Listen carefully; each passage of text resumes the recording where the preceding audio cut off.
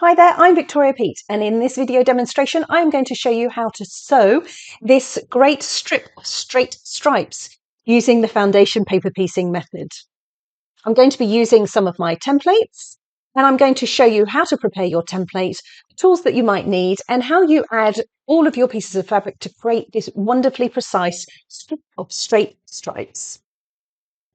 The set of templates that I have available features the straight striped design in 11 different widths, ranging from 1 inch to 6 inches wide. Included with your templates are also step-by-step instructions for making the strips longer or shorter to suit the needs of the patchwork and quilting project that you might be working on. The pattern is available on my website or via my Etsy store. There are links to both in the description below. So when it comes to the pattern piece itself, you'll see that there are straight lines or solid lines and dashed lines. All of the solid lines are where you will be stitching, or on this particular pattern, all of the horizontal lines, as I look at them, will be sewing along when I'm adding all of the individual fabrics. And the ones around the outside edge will be used when I come to incorporate this strip into another project. The dashed line around the outside illustrates the distance between the outer edge straight solid lines and 1/4 of an inch seam allowance. So this is your seam allowance around the finished strip. I'm going to trim up this pattern to get rid of all of this excess paper around the outside because I don't need any of that. I'm not going to trim on this dotted line itself. I'm going to trim just to the outer edges of that, just to give myself the opportunity to trim up the paper and the template and the fabrics at the end to be nice and precise. It just gives, I find, a better finish. Now you can trim this up with your paper scissors. You can use your old blade that you might have that you use for paper, or as I'm doing here, you can use a craft knife. Another great reason why I use an old mat underneath is so that I can use my craft knife, because I wouldn't generally use a craft knife on my rotary cutting mat. Right, so there you go. That's where you can see that I've trimmed just to the outer edges of the template. So with foundation paper piecing, you are sewing in order. So we'll start with fabric number 1, and then we'll move through fabrics 2, 3, 4 until we get on this particular strip goes up to piece number 12.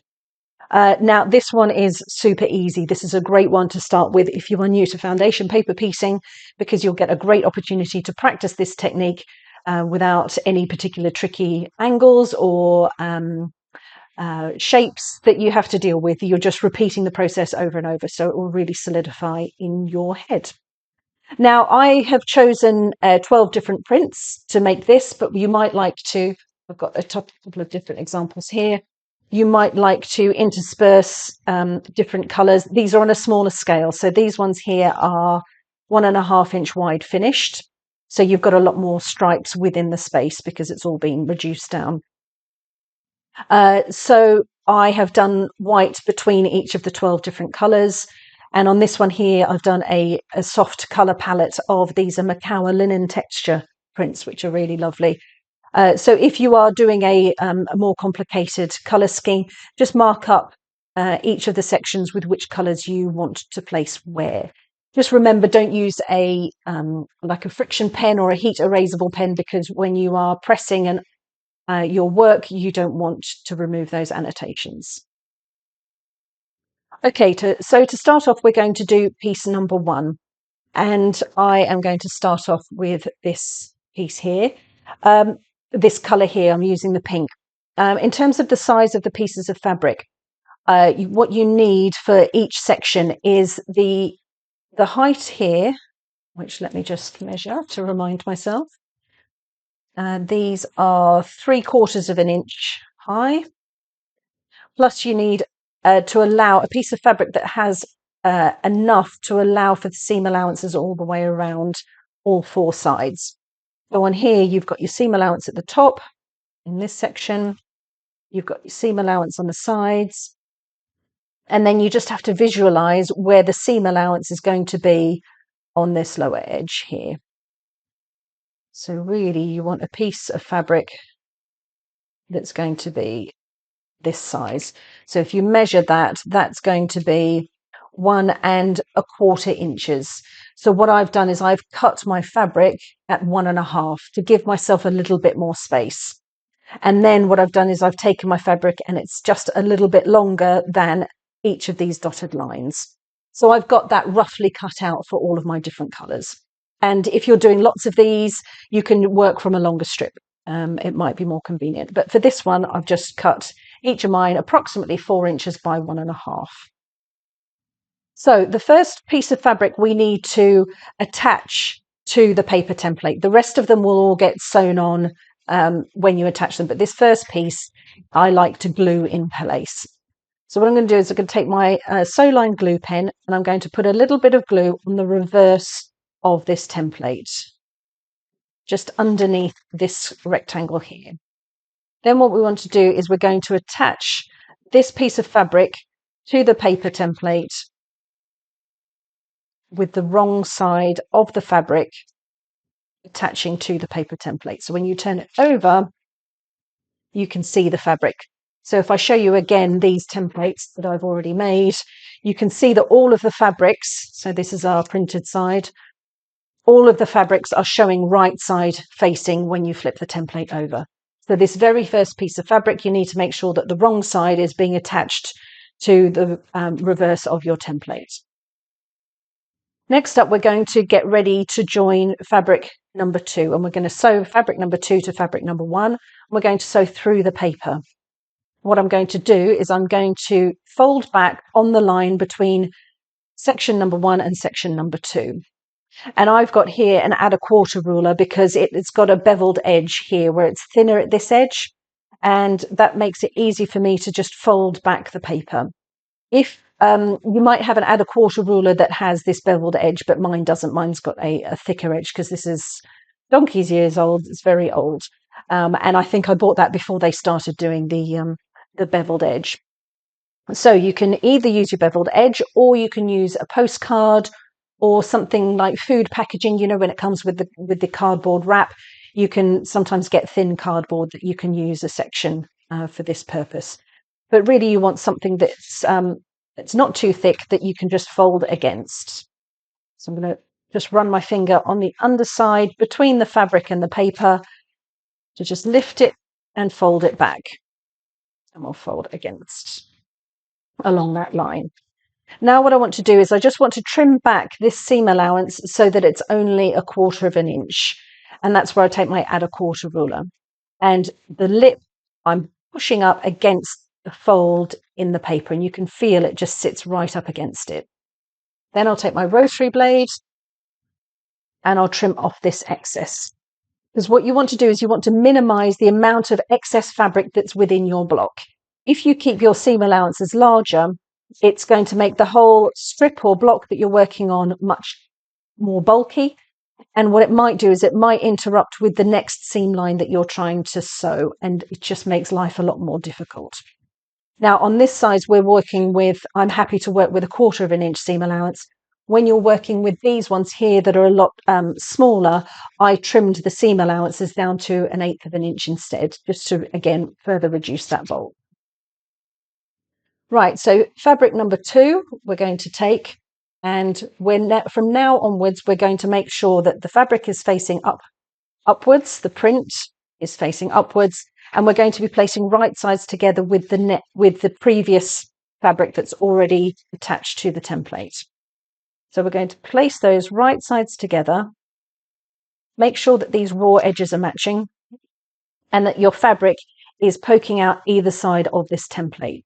You want to make sure that you're not accidentally doing this, and I've exaggerated, but where the fabric isn't reaching the edges of the paper template, because you don't want there to be any fabric missing when you get to the end.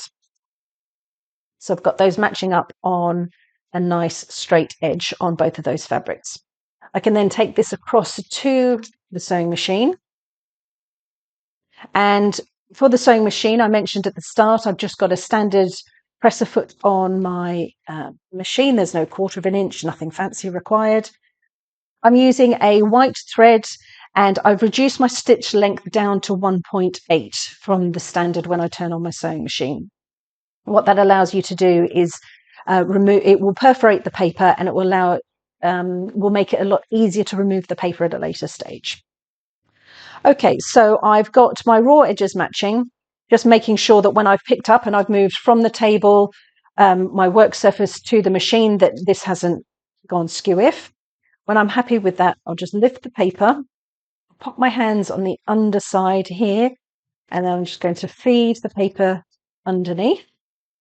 And then I'm going to feed the fabrics underneath the machine, and I'm going to sew through the seam allowance, along this solid line, and through the seam allowance on the other side. And rotate, just hand cranking down to drop the needle through the paper, through the template, put my presser foot down, and I'm going to sew through the seam allowance, along that solid stitching line. And when I get to this point here, I'm going to sew through the seam allowance and across that dotted line.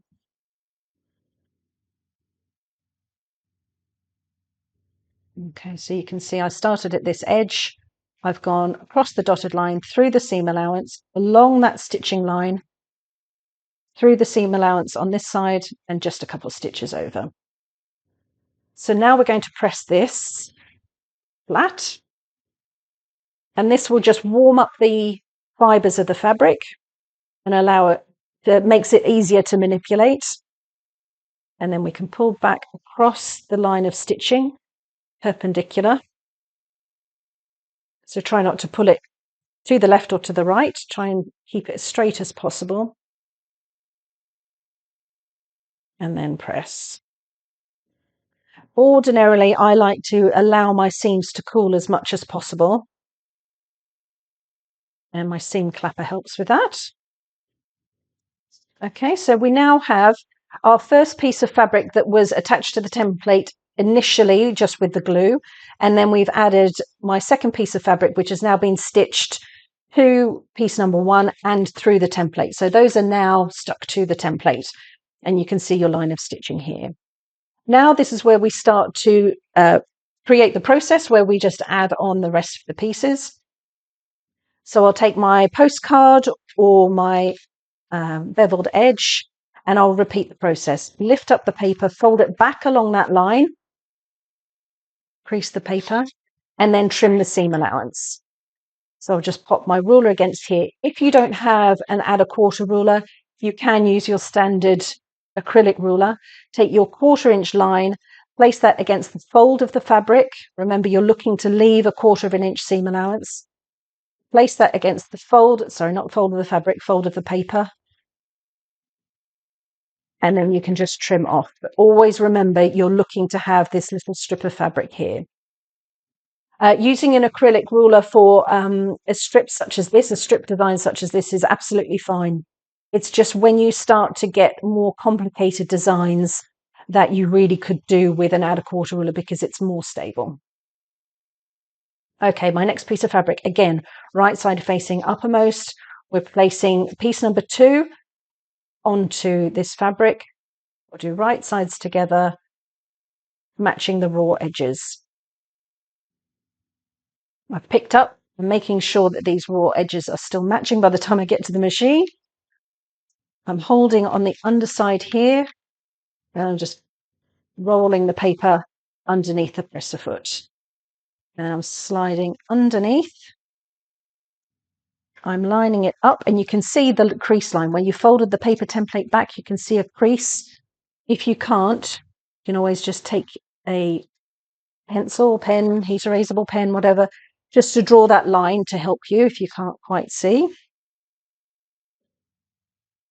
I've dropped my needle, dropped my presser foot, just double checking underneath that my seam allowances are still matching.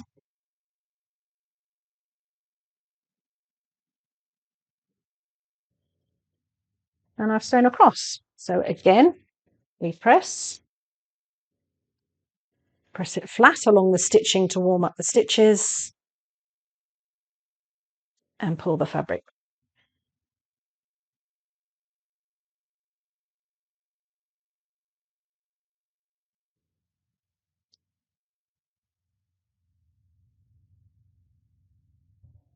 Okay, so we've got up to piece number 3. So we've got 1, 2, 3. We're now going to add piece number 4. For this, it's really self-explanatory. You can work out where you're up to because you can see where you've stitched. But when it comes to doing more complicated designs, it's easy to lose track. So it's a good habit to get into, is just to count where you're up to so that you don't miss any pieces out. I'm trimming back, taking the next piece of fabric, right side facing uppermost, right sides together with the previous piece that's been added to the template. Pick them up, bring them across to the machine, check the raw edges, flip the template open, drop the needle, drop the presser foot,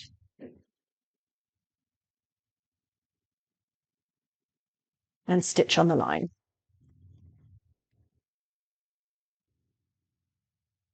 So you can see that the processes are just repeated over and over. So you get into a lovely routine. And before you know it, you've created a really beautiful, nice and neat template. So I'm going to go ahead and continue to do all of these, and I will speed up the video so that you can still see the process, but you don't have to watch it in real time. And then come and join me at the end where I show you what the template looks like and how I trim up to make everything nice and neat and tidy.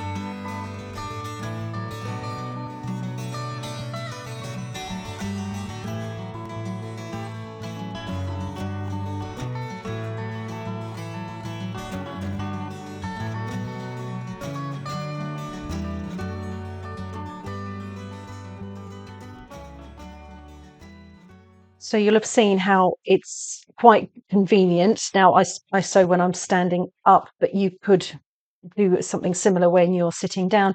It's just trying to make sure that your work areas are as close as possible to each other. So even if you're sitting, you can have your machine in front of you and your cutting surface, and then maybe you might have an iron set up to your left, or just do something to try and minimize the amount of walking that you have to do.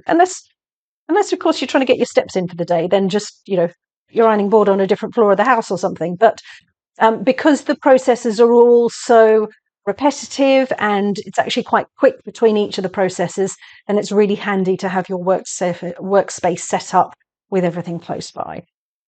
Right, so I'm coming on to do this final piece. Exactly the same process as before, folding back, trimming the seam allowance, and adding this last piece. And every time I've just made sure that I'm adding straight edges together. And you'll have seen as well, if you'd watched through the video, is that as the further along you get on the paper strip, the easier it is to fold it back underneath the presser foot.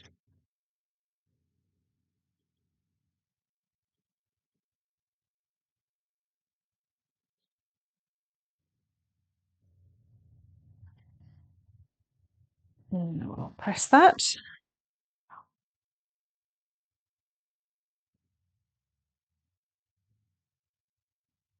Now, what you might find is that with this last piece that you add, it flaps, it can flap a little bit. Here, this first piece, remember we added using a glue pen, so that's kind of attached to the template, whereas this one here is only attached along this seam line, so this can end up sort of getting in the way and won't sit nicely. And you might be using this straight away, or you might be popping it on one side, but either way, by allowing this to come up, this seam's not setting as flat as it could do. So what I like to do is just add a little slick of my washable glue pen on the underside, just to hold that piece of fabric in place.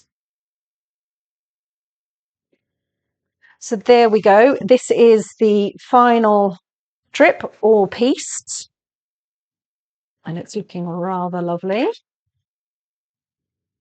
Now what we want to do is we want to trim this up so that it's nice and neat. So if I'm adding this strip to as a border, or I'm adding it in a sampler quilt, or I'm adding it to a couch or on a cushion or pillow or anything like that, I need to have a nice straight edge in order to add that to anything else. So that's where I'm going to go in, and I'm going to trim this up along this dotted line. In order to do that, I'll need an acrylic ruler, ideally a decent size. I wouldn't use a smaller ruler if I had a larger one on hand. I don't go too big because it gets unwieldy and more difficult to control. So for a template like this, I'm using my 6.5 by 12-inch ruler. I mentioned at the start that this dotted line is the outside edge of the seam allowance, and this straight line is the edge of the block. So we want to be trimming along this dotted line. So to do that, I take my 1/4 inch line on my ruler, and this one has got a solid line, and I'm going to place that against the solid line on the template. This should mean that the outside edge of my ruler should sit on top of the dotted line on the template. Now, if you're in doubt, the aim is to get that on the dotted line, but if you're a little bit worried, you can go slightly a smidge to the right if you're right-handed and you're cutting this right-hand edge. When I'm happy with the position of the ruler, I'll take my left hand and I'll place that centrally on top of the ruler, making sure that I'm sandwiching the strip that I've just pieced between the ruler and the cutting mat. This is where I'm going to take my old blade that I've saved, that I don't tend to use for cutting fresh fabric, but it's still sharp enough to go through my paper template and the fabrics.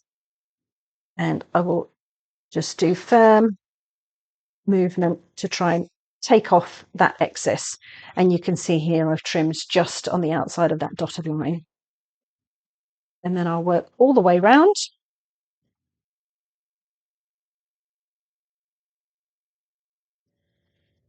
And you can see here I've got my hands either side of the template to make sure that the weight is evenly distributed. Because when you get templates that are more complicated in design, they're quite bulky and it's hard to keep the acrylic ruler flat.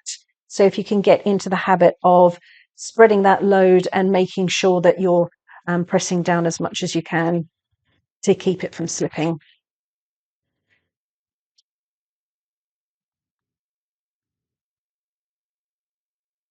There we go. We'll do this one last edge.